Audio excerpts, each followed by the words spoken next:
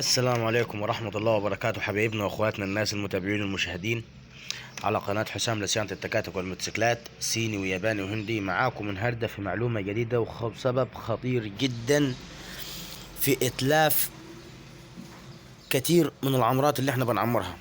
وايه السبب؟ السبب حضراتكم زي ما انتم شايفين، دي طرمبة الزيت. تمام، دي طرمبة الزيت. انا حضراتكم لما باجي الف يمين ولا شمال، تمام، لازم اختبرها قبل تكفيل. لازم اختبرها قبل ايه؟ خليكم معايا، اللي مركز معايا يركز. لازم اختبر طرمبة رفع بتاعت الزيت قبل لا اقفلها او قبل لا اركبها. اطمن عليها ان هي شغالة او ما شغلاش. ازاي اطمن ان هي شغالة او ما شغلاش؟ اول حاجة هنا انا معايا كام فتحة في طرمبة الزيت؟ معايا 5 فتحات.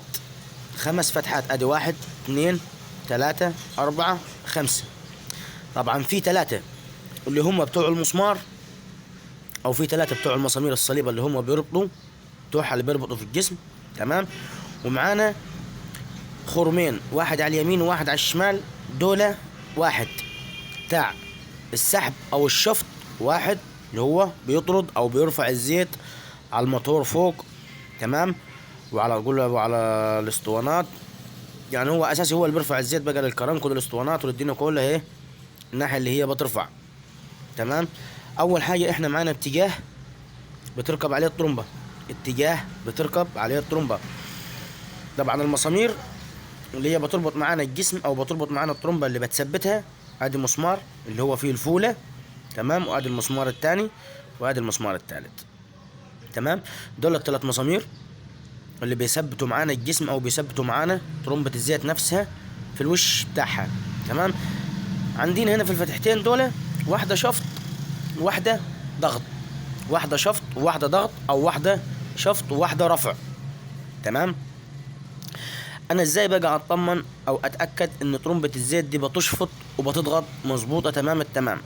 حلو، هغسل طرمبة الزيت غسلة كويسة، مش اكتر من كده، يعني مش هخترع الذرة فيها. هغسلها وانضفها نضيفة حلوة.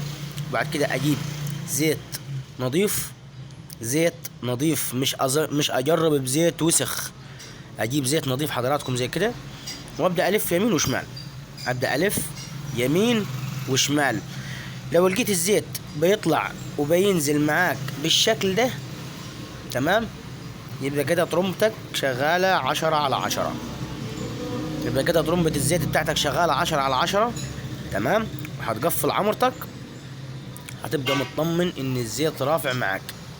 تمام، اطمنا على طرمبة الزيت شغالة حضراتكم زي ما انتم شايفين. لو فات اقوى من كده انا هترفع معي، لكن انا مش عايز الف عشان بس ايه ادعكش الدنيا. ادي طبعا كده ايه الرفع مظبوط والشفط مظبوط. تمام، اه كده حضراتكم، انا مش عايز حاجة منها اكتر من كده. كده طرمبة الزيت شغالة. كده طرمبة الزيت شغالة و10/10، ما فيهاش اي مشاكل. تمام كده، ماشي.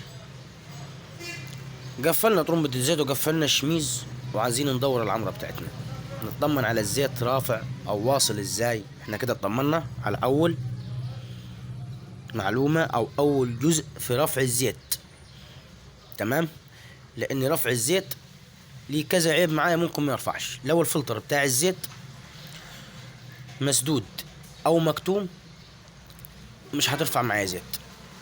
والسبب الرئيسي في اكلان الترس البالستيك ده، لما فلتر الزيت بيسد، تمام، طبعا الضغط بتاع الزيت هيرجع فين؟ هيبقى فين الحمل او ايه اللي هيبوظ؟ هيبوظ القلب الحديد؟ لا طبعا، لا، هيبوظ الترس، هياكل الترس. تمام كده. بعد كده هنحل الطبة فوق، الطبة اليمين او الطبة الشمال او الطبة اللي جوا او الطبة اللي برا. هي ودايرة المكنة هنرفع الطبة 27 وهنحل. لو لقينا في رفع زيت فوق، يبقى كده الدايرة بتاعت الزيت بتاعت الرفع مظبوطة معايا 10/10. بالنسبة للمجاري اللي هي بتبقى في العظم او في الفخذ نفسها او في الوشاش او فلتر الزيت، تمام، او المجاري بتاعت الشميز والخزنه. يبقى كده كله معايا 10/10، مفيش اي حاجه. يبقى كده انا بعد ما اقفل الشغل ده واطمن على الكلام اللي انا بقوله ده، يبقى كده عمرتي 100%، ما فيهاش اي مشاكل. تمام، ومش هشتكي من سخونه ولا هشتكي من اي شيء، وان شاء الله العمره بتاعتك هتبقى ناجحه 100%.